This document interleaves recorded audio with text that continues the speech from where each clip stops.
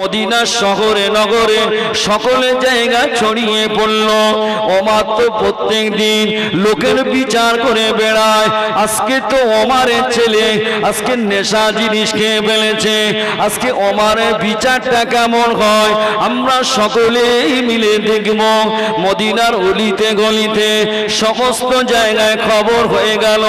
মদিনার মানুষগুলো সব পাগলের মতো চলে আসলো, কেননা সেই সময় মদিনার রাষ্ট্রপতি ছিলেন হযরত ওমর ফারুক রাদিয়াল্লাহু তাআলা আনহু। হযরত ওমর ফারুক ওই সময় বলতে লাগলেন, আমার ছেলে মদ্যপায়ী ছেলেকে মদ খেয়ে ফেলেছে, অন্যায় করে ফেলেছে, অপরাধ করে ফেলেছে। কোথায় ছিল জাল্লাদ? জাল্লাদকে ডাকতে বললেন, জাল্লাদ চলে আসলো, ছেলেটাকে জাল্লাদের হাতে তুলে দিলেন। যাও চলে যাও, চলে যাও, আমার ছেলেটাকে 100 ঘা বেত্রাঘাত মারতে শুরু করো, 100 ঘা আঘাত করতে শুরু করো। যতই হোক না কেন অন্যান্য লোকেরা অপরাধ যখন করে এই জাল্লাদ তখন এত জোরে জোরে মারে বাবা।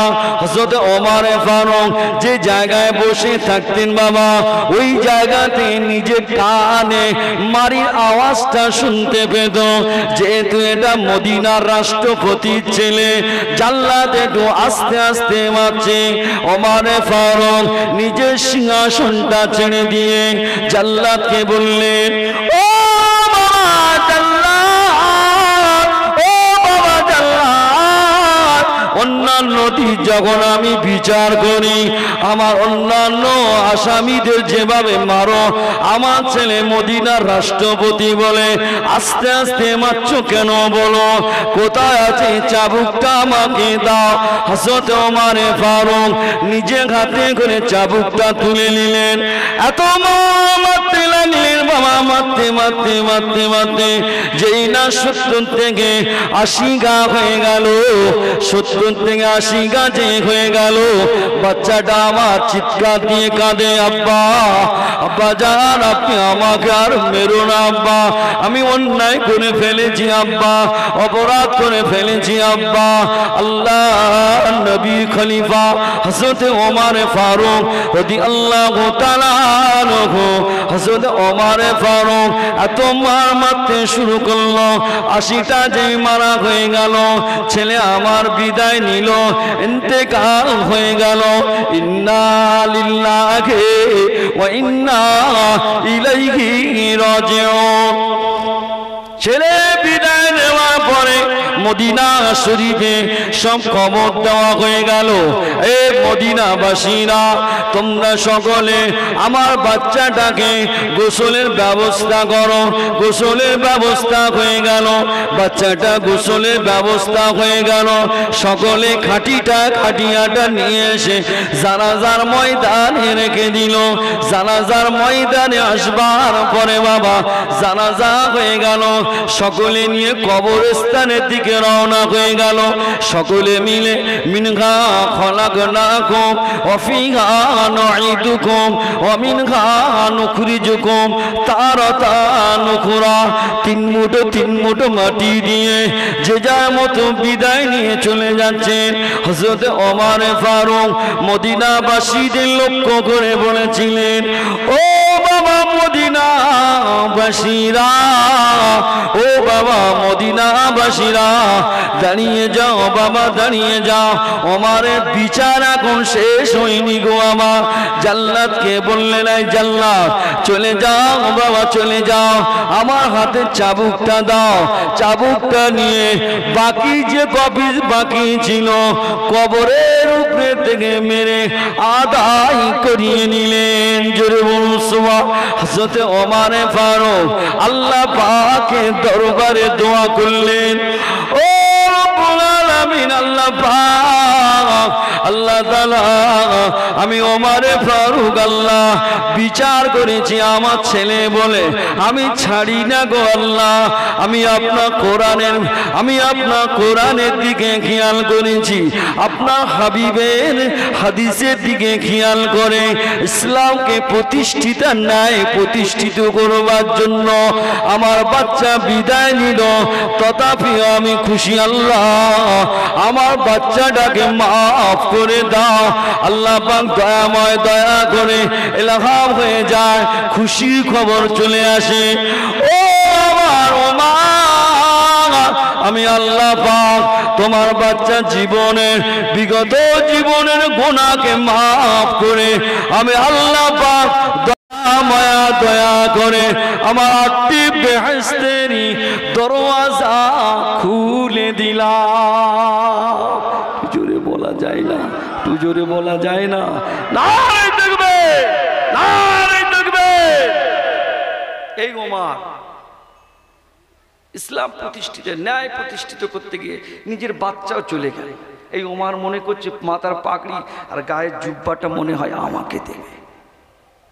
হযরতে উসমান ছুটে ছুটে আসছে, জিন্নুর আইন, দুটো নূরের অধিকারী। জোরে বলে আল্লাহর নবী একজন মেয়েকে বিবাহ করেছেন, তিনি বিদায় নেওয়ার পরে আল্লাহর নবী খুশি হয়ে আর একটা মেয়ের সঙ্গে বিয়ে দিয়েছিলেন। জোরে বলে, তাই ওনাকে বলা হয় জিন্নুর আইন, 2 নূরের অধিকারী। জোরে বলে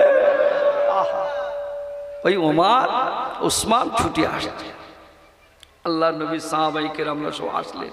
হযরত আলী কাররামাল্লাহু ওয়াজহাহু ইনি হলেন ইমাম হাসান হুসাইনের বলে আব্বা জান, ইনিও আসলেন।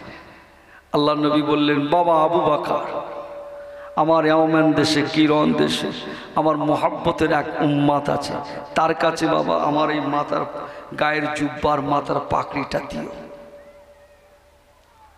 সাহাবায়ে কেরামরা সব তো পাগল হয়ে যাচ্ছে, কি ব্যাপার হুজুর, তাকে তো আমরা কোনোদিন দেখিনি। আল্লাহ নবী বললেন, তার ঘরে তার বৃদ্ধা মা আছে।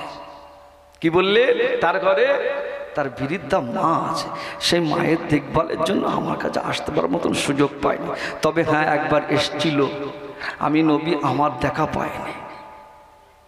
হযরত ওয়াইস কারুনী তিনি বারবার মাকে বলতেন, মা আমাকে একটাবার সুযোগ দেন, মা একটাবার সুযোগ দেন নবীর কাছে। বলতে বলতে কোনো সময় রাজি হয় না। একবার রাজি হলেন, রাজি হয়ে মা আবার বললেন, শর্ত দিলেন, কার না মনটা চায় নবীর কাছে যেতে। হ্যাঁ গো বলো না ভাই, ওয়াজ কি ভুল হচ্ছে নাকি, অসুবিধা হচ্ছে আপনাদের? হ্যাঁ, সমাজে আজকের বাপ মাকে ভাত দেয় না, সমাজে আজকে বাপ মাকে কষ্ট দেয়, আছে না? না, এটা বলার দরকার আছে না? না, তুমি যত বড় হাজি হও, আলেম হও, কিছুই হবে না, সব বেকার। কেন? আল্লাহ রসুল বললেন, ওই ছেলেটা যদি হাফেজ হয়, আলেম হয়, আসমান সমূহ যদি নেকি হয়, এক ডাঁড়ি পাল্লায় দেবে। আর আব্বা মা কষ্ট পেয়েছেন, উহ শব্দ, কি বললাম জোরে বলে, উহ শব্দ আর এক ডাঁড়ি পাল্লায় দেবে, সমস্ত নেকি হালকা হয়ে উহ শব্দটা ভারী হয়ে যায়। জানো তোমার বাপ মার কত কষ্ট? কোথায় তুমি থাকো, তোমার বাপ মা ছেঁড়া পোশাক পরে ঈদের ময়দানে গেছে, 3টে ছেলে 4টে মেয়ে, ভালো করে সংসার চলে না, বাড়িতে 2 বস্তা ধান আছে, লোকের বাড়ি থেকে, জমিদারের বাড়িতে খেটে খেটে রাতের বেলা এসছে, কত বড় ছোট কথা বলে, সব মাথা হ্যাট করে শুনেছে। জানে যদি আমি প্রতিবাদ করি, আমার কাজটা যদি চলে যায়, আমার বাচ্চাগুলো খাবে কি? আহা, চাঁদ রাতে, ঈদের সময় চাঁদ রাতে ছেলেরা সব লুঙ্গি গেঞ্জি পরেছে, বিভিন্ন পোশাক পরেছে, এনার ঘরে 4টে মেয়ে 3টে ছেলে। বাপের এসে বলে, আব্বা আমাদের কিনে দেবে না? কলিজাটা তো ফেটে দেয়, কিছু নেই। 2 বস্তা ধান বিক্রি করলো, 2 বস্তা ধান লোকের বাড়িতে নিয়ে গেল, দেয় না, লেয় না, লেয় না। কি করবে? বিবিকে বলল, এই দেখো আব্দুর রহিমের মা, তোমার ওই নাকেরটা আছে না, ওটা দাও না। ওটা বিক্রি করে আমার বাচ্চাগুলোর মুখে একটু হাসি ফোটায়, ওটা বিক্রি করে জানে গরিব মানুষ বলে দোকানদার ইনকার করে, মাল দেবে না বলে চুপটি মেরে দোকানের পাশে দাঁড়িয়ে আছে। ঈদের সময় ভিড় বেশি, সকলের মাল দেওয়া হয়ে গেছে, দোকান বন্ধ করার সময় গিয়েছে, ভাই আমি 200 টাকা এনেছি, আমার বাচ্চাদের 500 টাকার জিনিস লাগবে, দে না ভাই, আমি গতরে কেটে কেটে তোর বাড়ি মাইনেগিরি কেটে কেটে শোধ করে দেব। বলেছে না ভাই, সাবু ভুট্টা মাইলো যাইলো খেয়ে বাচ্চাগুলোকে মানুষ করে, সেই বাচ্চা আজকে বড় হলো, এসি রুমে রইল, বাবা ভালো ভালো, এটা ভালো, আল্লাহ দিয়েছে করো, কিন্তু তার মানে এই নয় বাপ মাকে এক মুঠো ভাত দেওয়ার যোগ্যতা নেই তোমার। এক কথা বলে না, আগো বলে কষ্ট দিতে পারলে আবার তুমি এদিকে রাতের বেলা উঠে তাহাজ্জুদ পড়ো, কাজ হবে। কেন? তোমার পিতামাতা তোমার জন্যই জাহান্নাম, তোমার পিতামাতা তোমাদের জন্যই জান্নাত। বাপ পোশাকগুলো বাড়িতে নিয়ে এসে বাচ্চাগুলোকে বলে, দেখ না রে, এই দেখ খুব সুন্দর জামা নিয়েছি, দেখ। ছেলেগুলো কি আদর করে পড়লো, পড়বার পরে ধনী লোকেরা, আগে সব জমিদারেরা ছিল, আগো বাবা মুরব্বীরা বলো না, আমরা তো কুতা, আমার আব্বা দাদুদের কাছ থেকে শোনা কথা বলছি, বড্ড ভুল হয় নাকি বাবা? মিলছে তো কথাগুলো, হ্যাঁ? জমিদাররা বলবে এর বাপ খাটতে পারে না, কোথা থেকে চুরি করে জামা কিনে দিয়েছে, কথা বলো। বাচ্চাগুলোর মনটা খারাপ হয়ে আমার বাড়িতে আসে, আব্বাকে বলে, আব্বা দেখো না ওরা আমাদেরকেই বলে। ওর বাপ কাঁদতে কাঁদতে বলে, বাবা, মেয়েটাকে বলে, মা তুই জানিস আমি তোর বাপকে চুরি করি? বল, তোদের তো কোনোদিন বলিনি, তোর মায়ের নাকেরটা তোর নানা দিয়েছিল, ওই নাকেরটা আমি বিক্রি করে তোদের জন্য পোশাক করে দিয়েছি। সেই বাপ মাকে তুমি কষ্ট দিতে পারলে? কিসের তোমার তাহাজ্জুদ, কিসের তোমার হজ, কিসের তোমার আলেম, কিসের তোমার ইমামতি, কিছুই কাজ আসবে না। এক মুঠো ভাত না দিতে পারলেও মায়ের সঙ্গে বিয়াদবি করতে যেও। তুমি জানো, তুমি যখন রৌদ্রের সময় খেটে খেটে বাড়ি আসো, তোমার মা হাঁটতে পারে না, চলতে পারে না, জানালা দিয়ে ফাঁকা ঘরে দেখে মুখের দিকে তাকায়, আর তোমার মায়ের চোখ থেকে ঝরঝর করে পানি দেয়, আর দোয়া করে, আল্লাহ মা আমার বাচ্চাটাকে আর কত কষ্ট দেবে আল্লাহ, আল্লাহ মা আমি মা হয়ে সহ্য করতে পারি না, আল্লাহ পাক আমার বাচ্চাকে আর কষ্ট দিও না আল্লাহ। আল্লাহ পাক ধান কেটে বাড়ি আসলো, আমি মা হয়ে মুখের দিকে তাকালাম, সব কালো হয়ে গেল। ও 4টে মেয়ে 2টো ছেলে, আল্লাহ বিনা বনে বিবাহের ব্যবস্থাটা করে দাও না। অথচ ওই মায়ের সঙ্গে ছেলে কথা বলে না, কিন্তু ঘরের ভিতর থেকে মা চোখের পানি ফেলে ফেলে ফেলে ফেলে আল্লাহ কাছে দুআ করতে লাগে।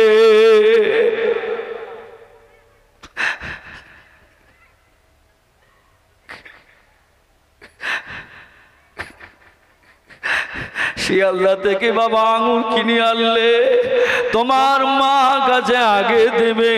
তুমি বাবা আপেল কিনে আনলে, বাবা বাড়িতে এসে তোমার বউ ভাগ করে দেয় 3টা আঙুর তোমার মায়ের অর্থাৎ ওর দাদির, আর 10টা আঙুর রেখে দিয়েছে।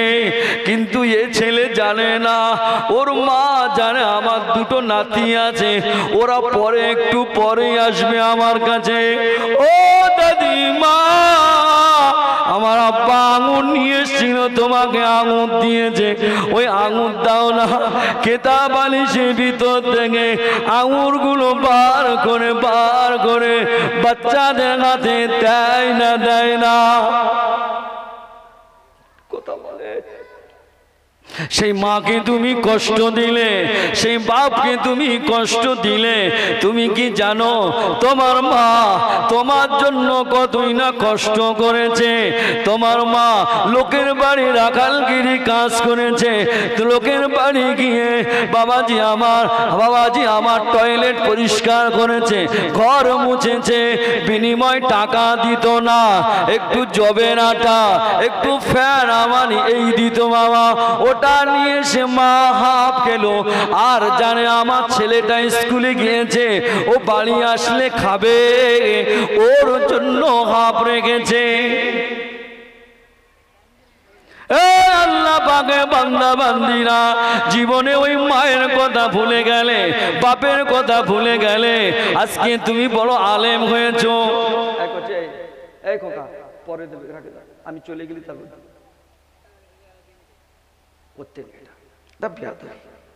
নিশ্চয় মানুষকে খাওয়াবে, একটা মানুষ কথা বলছে তার সামনে এটা নয়, কথা কি ভুল হচ্ছে বাবা? এটা ঠিক নয়, এগুলো করতে নেই। একবার দরুদ শরীফ, আল্লাহুম্মা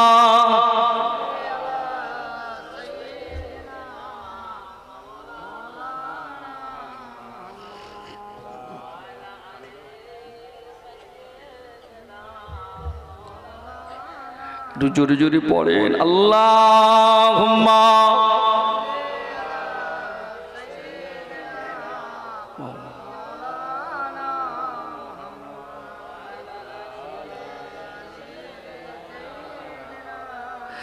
अहमद अजल की सीने में गए, मेघा को मेरा दिल मदीने में गए। अल्लाहुम्मा सल्ली अला मौलाना अल्लाह अलैहि।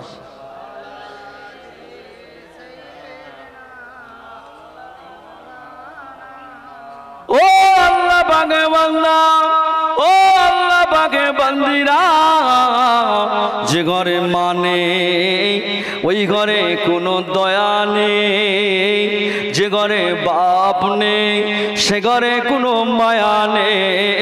বাপ মা বড় নিয়ামতি জিনিস বাবা, যদি কথা যদি না হয় রেজেকে বড্ড কষ্ট হয়।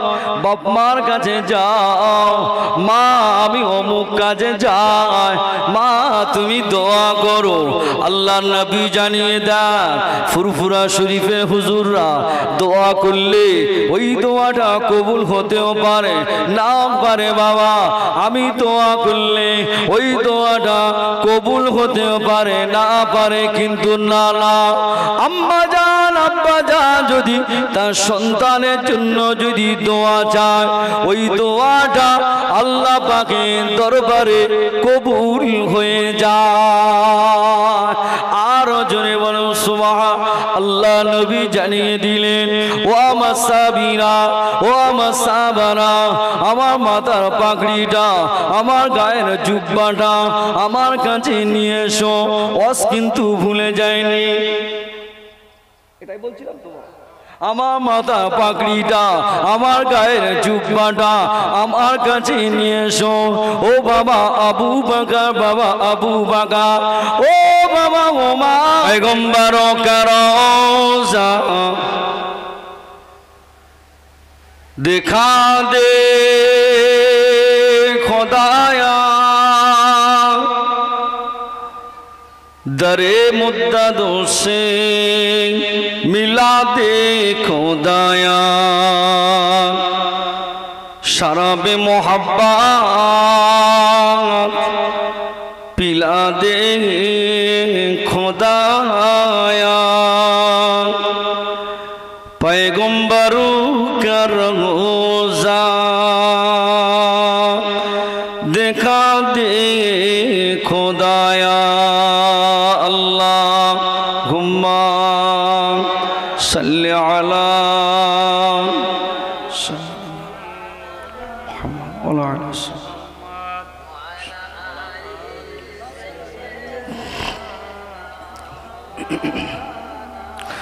হুর গিলমান সারা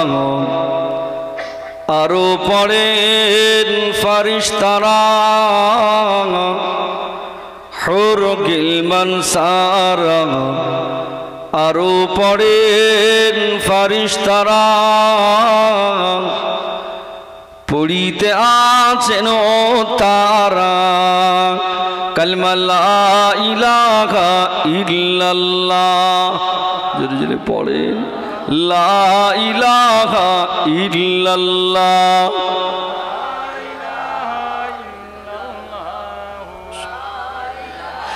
লা ইলাহা ইল্লাল্লাহ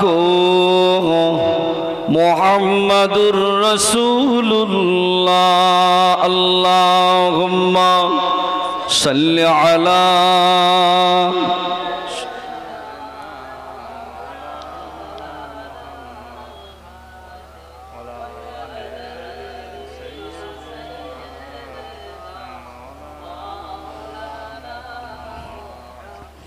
तौहीद का डोंका आलम में बजवा दिया कमली वाले ने तौहीद का डोंका आलम में बजवा दिया कमली वाले ने पी पी का पियाले कौसर के लौटेंगे मजाजी भर भर के इन्ना अतईना कल कौसर फरमा दिया कमली वाले ने बोलो ला इलाहा इल्लल्लाह ला इलाहा इल्लल्लाह मुहम्मदुर रसूलुल्लाह अल्लाहुम्मा सल्लि अला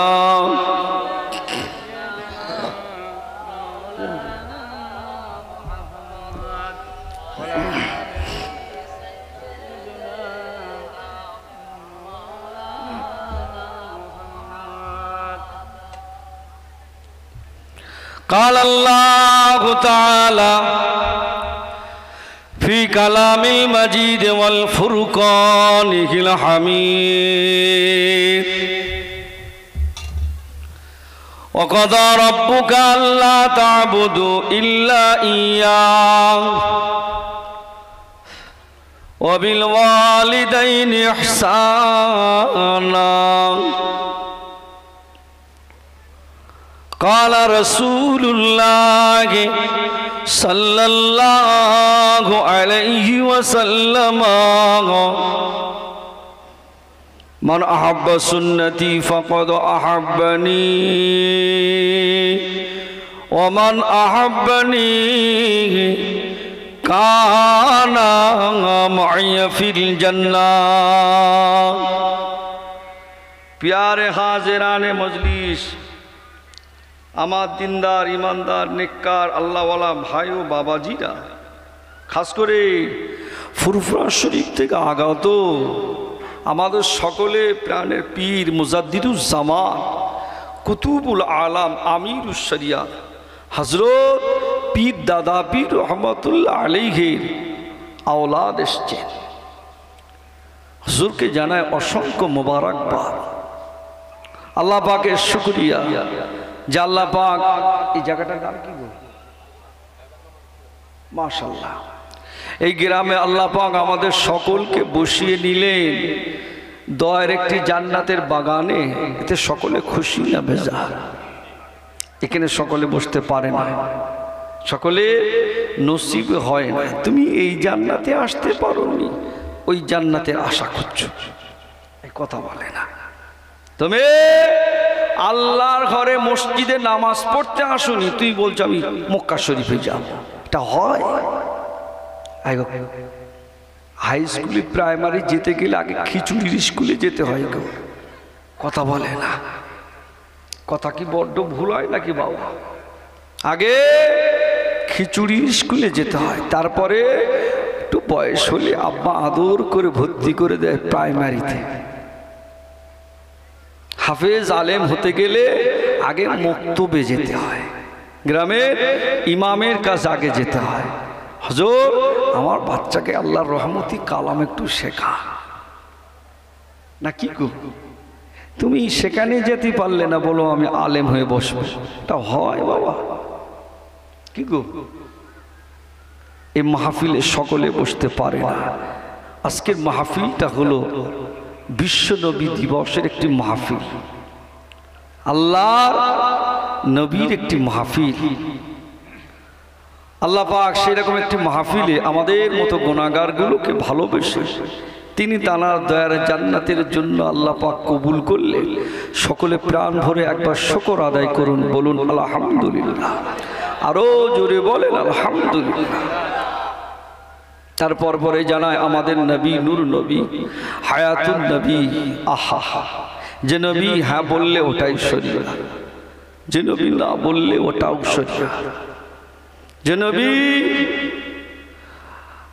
একটা বার দেখতে পারলে আল্লাহর 7টি জাহান্নামকে আল্লাহ পাক দয়া করে হারাম করে দেয়, যিনি অন্য কেউ নন, আখিরি জামানার নবী, নূর নবী, দয়াল নবী, সাইয়্যিদুল মুরসালিন, শাফিউল মুজনবিন, রাহমাতুল লিল আলামিনের দরবারে জানাই এই গ্রাম থেকে অসংখ্য দরুদ ও সালাম। সকলে প্রাণ ভরে বলুন সাল্লাল্লাহু আলাইহি ওয়াসাল্লাম। আমার বাপেরা, ভাইরা, আপনাদের গ্রামের সম্মানীয় ছেলে একেবারে আলেমদের সব হাতে করে তৈরি করলো, জনাব আলহাজ হযরত মাওলানা রেজাউল করিম সাহেব। এই কথা ঠিক কিনা? অনেক আলেম সব তৈরি করলে, আজও তার ছেলেকে আল্লাহ একটা তৈরি করলে, ছেলে এখন দিনের খেদমত করে বেড়ায়। আমার তো কোনোদিন মৌকা হয়নি এখানে আসার। আল্লাহ পাক যখন সুযোগ যখন দিয়েছে, দুটি কথা আমলের নিয়েতে উভয়কে শুনবার এবং বলবার, আমল করার তৌফিক দেখ, বলুন আল্লাহুম্মা আমিন। আল্লাহ বললেন ওয়াকাদা রাব্বুকা আল্লা তা'বুদু ইল্লা ইয়্যাহ ওয়া বিল ওয়ালিদাইনি ইহসানা। জোরে বলেন সুবহানাল্লাহ। বাপ মার সঙ্গে বিয়াদবি করতে যেও না। তুমি বাপ মাকে ভাত না দিয়ে, তুমি বাপ মাকে কষ্ট দিয়ে জান্নাতের মাহফিলে বসেছো, এটা ঠিক নয়। যাও বাড়িতে যাও, নিজে অন্ধকারে যাও, রাতের অন্ধকারে গিয়ে বাপ মায়ের পাটা জড়িয়ে ধরে মাপটা চেয়ে নাও, মা আমার ভুল হয়ে গেছে, ক্ষমা করে দেন। আপনার মা কোনোদিন লাথি মেরে তাড়িয়ে দেবে না,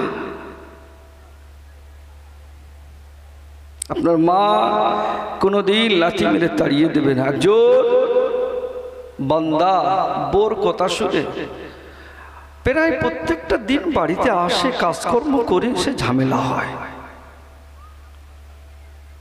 পরের দিনও আসলেন, বিবি এমন ভাবে বলল ছেলেটাকে, মায়ের সঙ্গে ঝামেলা করতে করতে এমন জায়গায় মেরে ফেলেছে, হঠাৎ লেগে গিয়েছে, মাথা মারতে মারতে মরে গেল।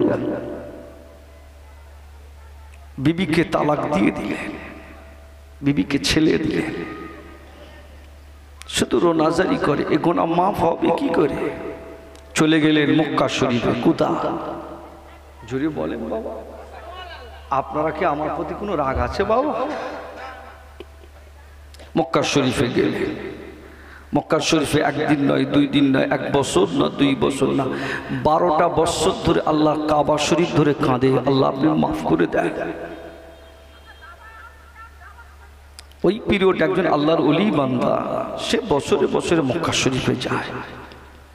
1 বছরকে দেখলে হাতিমের পাশে গিয়ে সেইভাবে দোয়া করছে। 2য় বছরকে একই ব্যাপার, 3য় বছর গেলে একই জায়গাতে অধর নয়নে কাঁদছে। মাকে যে হাত ধরে মেরেছে, ওই হাতটা কেটে দিলেন। মাকে যে হাতটা ধরে মারলেন, ওই হাতটা কেটে দিলেন।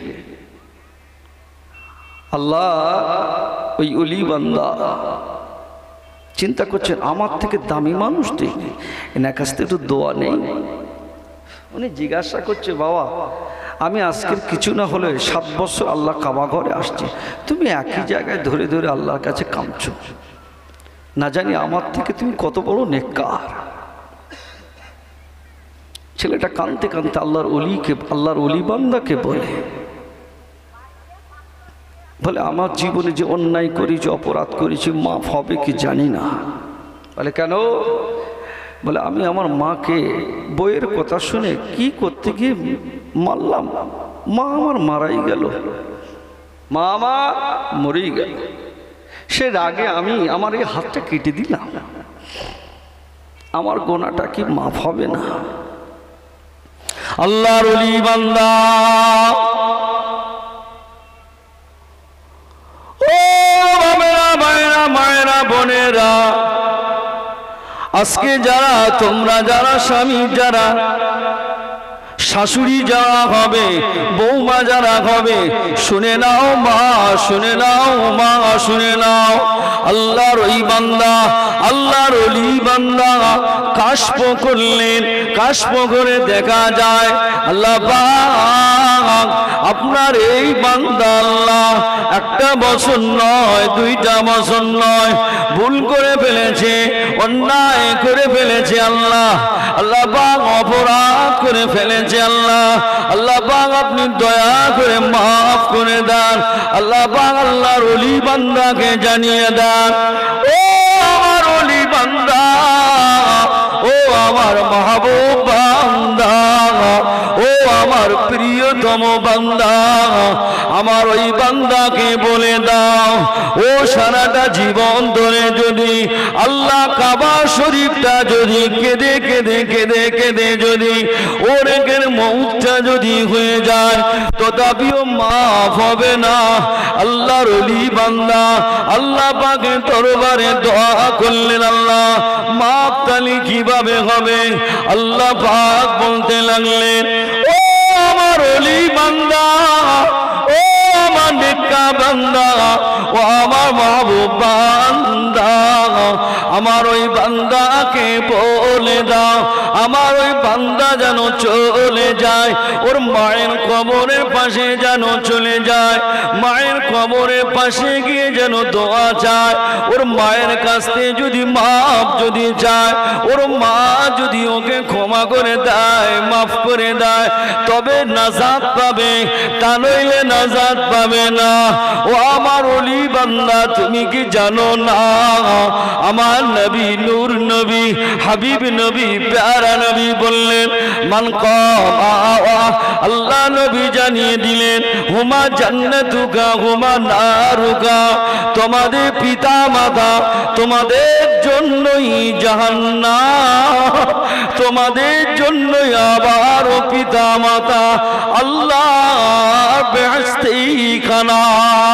ও আমার ওলি বান্দা, চলে যেতে বলো, চলে যেতে বলো, আমার কাবানা ছেড়ে দিতে বলো। আল্লাহর ওলি বান্দা কাশফ ছেড়ে দিলেন, আল্লাহর ওই বান্দাকে ডাকলেন, ও আল্লাহ পাকের বান্দা এদিকে এসো বাবা, চলে যাও বাবা, চলে যাও। কাবা শরীফ জড়িয়ে ধরে 12টা বছর ধরে তো কাঁদলে আল্লাহ পাক আপনার দোয়া কবুল হবে না, চলে যাও বাবা, চলে যাও। আল্লাহর ওই বান্দা, আল্লাহর ওলি বান্দাকে বলে, হুজুর আমি কোথায় যাব? আল্লাহর ওলি বান্দাকে বলতে লাগে, আল্লাহর ওলি বান্দা জানিয়ে দেন, ও আল্লাহ পাকের গুনাহগার বান্দা, মাকে মেরে ফেলা বান্দা, চলে যাও তোমার মায়ের কবরের দ্বারে, মায়ের কবরের দ্বারে চলে যাও।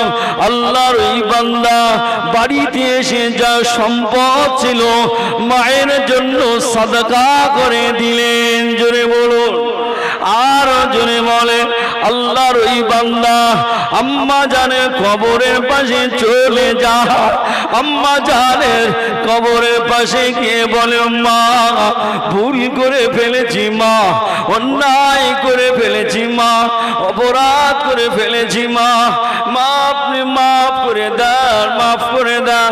ক্ষমা করে দেন, ক্ষমা করে দেন আম্মা জান, আপনি মাফ করে দেন। এই মাফ চাইতে চাইতে চাইতে চাইতে আল্লাহর ওই বান্দা দুনিয়া ছেড়ে বিদায় নিয়ে নিলেন। ইন্না লিল্লাহি ওয়া ইন্না ইলাইহি রাজিউন। আল্লাহর ওলি বান্দা কাশফ করলেন, আল্লাহর ওই বান্দা বাড়িতে আসলেন, কবরের পাশে আসলেন, কবরের পাশে এসে আল্লাহর ওলি বান্দা আল্লাহ পাকের দরবারে কাশফ করলেন। আল্লাহর ওই বান্দার কবরের হালাতের দিকে তাকালেন, দেখতে পাওয়া গেল কবরের ভিতরে কঠিন থেকে কঠিন আযাব হতে লাগে। মাপ নেই। কি ভাবছো? বাপ মা কতগুলো নিয়ামত তুমি জানো? আমি আমার ব্যক্তিগত আমার জীবনে একটি কথা বলি, আপনারা এই গোলাম নবীকে দেখতে পান, বাংলা আসাম শুধু নয়, আল্লাহ পাক প্রত্যেক বছরই আল্লাহ পাক আমাকে বাংলাদেশের জমিনে নিয়ে যায়। এটা আমার মায়ের দোয়ার ফসল। খুব গরিব ঘরের সন্তান। আমার মা ছেঁড়া শাড়ি পরতেন, পাড়ার চাচিরা ভাবিরা বলতেন, ও গোলাম নবীর মা ভালো শাড়ি পরো না। আমার মা বলতেন, আল্লাহ আমার বাচ্চাকে হাফেজে কোরআন করবে, আলেম করবে, বিভিন্ন জায়গায় মাহফিল করবে, সেখান থেকে ইনকাম করে আনবে, আমি ভালো দেখে শাড়ি কিনে দেবে, আমি পরব। আমার মা দুনিয়া থেকে বিদায় নিলে, গরিবের সংসার, অভাবের সংসার, তখন তো রোগ হলে তখন কিছু দিতে পারতো না, 2 টাকা দিত হসপিটালে যাওয়ার জন্য আব্বা, সেই টাকাটা রেখে দিতেন। কখন জানি আমার সোনার মানিক বাড়ি আসবে মাদ্রাসা থেকে, ওর বাপ তো কিছু দিতে পারে না, আসলে মুড়োই বেঁধে রাখবে, সাইকেলের কেরিয়ায় যখন উঠবো আমার আব্বা, আমার মা দৌড়ে আসে, এলে কচি বাবা এই টাকাটা রেখে দে, আমি ওষুধ কেনার জন্য রেখে দিয়েছিলাম, ভালো করে পড়িস। সেই মা চলে গেল। আমি যখন নতুন হাফেজ হই সব, তখন আমার মাটা চলে গেল। এই মেহনত, এই ফসলের দোয়া হলো আমার মায়ের দোয়া। এখন আল্লাহ পাক গাড়ি বাড়ি সব তো আল্লাহ হলো, যখন ও বিবি ছেলে পিলেদের জন্য কিনি, মনটা তখন চায় সকলের জন্য তো দামি দামি পোশাক কিনলাম, আমার গরিব সেই সাদা মাটা নেই, তখনই মনটা আমার চায় সকলের জন্য কিনলাম, ছেলে পিলে বিলি বাচ্চা স্ত্রীর জন্য কিনলাম। আমার মাটা যদি আজকে বেঁচে থাকতেন, আমিও আমার মায়ের জন্য একটা শাড়ি কিনে এনে ঈদের সময় হাতে দিয়ে মায়ের পায়ে কদম মুসি করে দোয়া নিতাম। আল্লাহ রাসূল জানিয়ে দিলেন, আল্লাহ হাবিব জানিয়ে দিলেন, ও তোমরা কি ভুলে গিয়েছো? তোমরা 3 লাখ টাকা নয় 5 লাখ টাকা দিয়ে মক্কা শরীফে হজ করতে যাবে বাবা, ওই হজটা কবুল হবে কি না হবে এটা কেউ গ্যারান্টি দিতে পারবে না, কিন্তু আল্লাহ নবী জানিয়ে দিলেন, খুশি নজরে যদি একটা আম্মা জান আব্বা জানের মুখের দিকে যদি তাকায়, আমার আল্লাহ পাক দয়া মায়া দয়া করে আল্লাহ পাক মকবুল ওয়াজিব সওয়াব তার নামায় আমলে দিয়ে দাও। আর জোরে বলুন সুবহানাল্লাহ। এটা মকবুল ওয়াজিব সওয়াব দেয়। তুমি মাকে বাড়ি রেখে, অসুস্থ মাকে তুমি বাড়ি রেখে মক্কা শরীফে চলে যাচ্ছ, তোমার মা ডাকলো, কচি যাস, আমার শরীরটা খারাপ, কখন আমি চলে যাব, আমাকে ফেলে তুই যাস না। না মা, টিকিট কাটা হয়ে গেছে, আমি চলে যাব। আচ্ছা হজ হবে বলে মনে হয়? কথা বলেন, হজ হবে কেন? মা নিষেধ করেছে। আপনারা নাম শুনেছেন হযরতে ওয়াইস কারুনী রহমাতুল্লাহ আলাইহি, নাম শোনেননি? আল্লাহ নবীর 1.5 লক্ষ সাহাবী ছিলেন। কত বলে? আল্লাহ নবীর গায়ের জুব্বা আর মাথার পাকড়িটা 1.5 লক্ষ সাহাবীদের ভিতরে কেউ পেল না। পেল কে? জোরে বলে। আল্লাহ নবী বিদায় নেওয়ার আগে সাহাবাই কেরামদের ডাকলে আবু বকর সিদ্দিক হুজুর আসছে। আল্লাহ নবী ডাকলেন, বাবা আবু বকর, আমার ঘরে একটা পাকড়ি আছে, আমি খুব বড় আদর করে নিয়েছি, আমি চেয়ারের ব্যবস্থা করে দাও। আমি 1.5 লক্ষ সাহাবীদের ভিতরে আল্লাহ নবী বিদায় নেওয়ার আগে হযরত আবু বকর সিদ্দিক হুজুরকে ডাকলে, বাবা আবু বকর, আমার ঘরে একটা পাকড়ি আছে, ওটা আমি বড় মহব্বত করে রেখেছি, আনতে বলো, ওটা আনতে বলো। কথা বুঝতে পারেন? গায়ের একটা জুব্বা রাখলে হযরত আবু বকর সিদ্দিক হুজুর খুশি মনে আগিয়ে যায় ঘরের ভিতরে।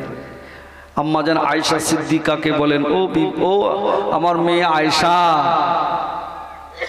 দাও না, আল্লাহ নবী একটি পাকড়ি আছে, গায়ের জুব্বা আছে। আবু বকর সিদ্দিক হুজুর মনে করছে আমাকে দেবে। কি মনে করছে? আমাকে দেবে। কোথায় ছিল হযরত ওমরে ফারুক তো উড়ে আসলে, আহা, নবীর কাছে মনে করছে হয়তো আমাকেই দিবে। কোন ওমর? যে ওমর সম্পর্কে আল্লাহ নবী বললেন, আনা খতামুন নবিয়িনা লা নাবিয়্যা বা'দ, আমি গোলাম শেষ নবী, আমার পরে আর কোন নবী হবে না। লাকান ওমর নবিয়্যা, আমার পরে কেউ যদি নবী হয় ওমরই নবী হবে। জোরে বলো, কোন ওমরে ফারুক বাবা?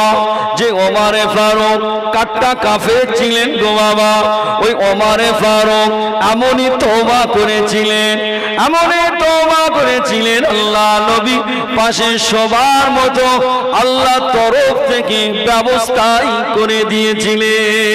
কোন হাজী সাহেব যদি মক্কা শরীফে যদি যায়, আল্লাহ আমাকে দুইবার নিয়ে গেল আল্লাহ কাবা শরীফে, আল্লাহ কাবা শরীফের কাজ সমাধা করে মদিনা শরীফে যেতে হয়। মদিনা শরীফে গিয়ে আমার নবীকে সালাম দিতে হয়, আসসালামু আলাইকা ইয়া রাসূলুল্লাহ ইয়া হাবিবাল্লাহ, আসসালাতু ওয়াসসালামু আলাইকা ইয়া শাফিআল মুজনাবিন, আসসালাতু ওয়াসসালামু আলাইকা ইয়া রাহমাতাল লিল আলামিন। জোরে বলো, আরো জোরে বলেন সুবহান আল্লাহ। নবী সালাম দেওয়ার পরে আবারও দ্বিতীয়বার সালাম দিতে হয়, আসসালামু আলাইকা ইয়া আবু বকর, আসসালামু আলাইকা ইয়া ওমর ফারুক, এইভাবে সালাম দিতে হয়। কোন ওমরে ফারুক বাবা? যে ওমরে ফারুক নিজে বিচার করতে করতে বাবা, নিজের বিচার করতে করতে বাবা নিজের ছেলেটাকেও মেরে দিয়েছিলেন। ছেলেটা মদ নেশা যুক্ত জিনিস খেয়ে ফেলেছিল। মদিনার শহরে নগরে সকলে জায়গা ছড়িয়ে পড়ল। ওমর তো প্রত্যেক দিন